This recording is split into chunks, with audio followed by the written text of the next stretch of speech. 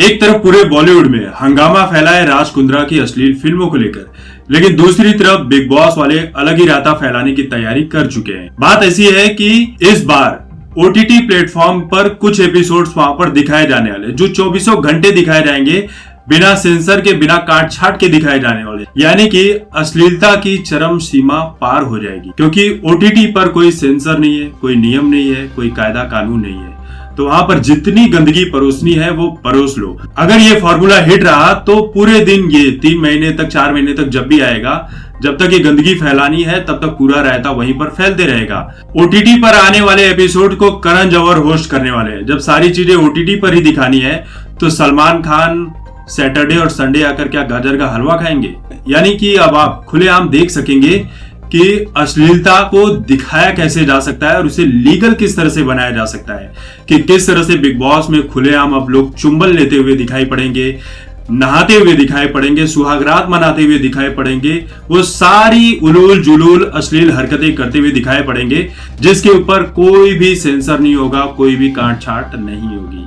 मतलब कि जो अश्लीलता आप बिग बॉस की टीवी पर देख रहे थे, अब उस अश्लीलता पर किसी भी तरह का रोक नहीं लगाया, और शायद वो अश्लीलता कम नहीं थी, इसलिए इसे बड़े लेवल पर दिखाने की तैयारी की जा रही है। क्योंकि पिछले साल बिग बॉस फ्लॉप रहा सुशांत सिंह राजपूत के केस के चलते, लेकिन इस साल भी फ्लॉप रहेगा। इन्हें पता है कि टीवी पर दिखाएगा तो ये फ्लॉप रहेगा, हमें विज्ञापन मिलेंगे नहीं, हमारा फायदा होगा नहीं, सलमान खान अलग से गालियां खाएंगे, इसलिए गालियां देने के लिए एक और इंसान को इसमें लाया जा रहा है, जिसका नाम है करण जौहर। और करण जौहर को गालियां खाने की आदत हुई चली है। वो करण जौहर जो अपने कॉफी विद करण में बड़े बड़े सेलिब्रिटीज को बुलाकर उनके बेडरूम सीक्रेट्स को जानने की कोशिश करते हैं। खुद के बेडरूम में कोई सीक्रेट तो है नहीं, इसलिए सोचते हैं कि दूसरों की बेडरूम सीक्रेट जान लें तो दिल में थोड़ी तसल्ली मिल जाएगी। यानी कि करण जौहर जो बेडरूम सीक्रेट्स के जाने माने विशेषज्ञ हैं, अब ओटीटी पर जिम्मेदारी उन्हें सौंपी गई है।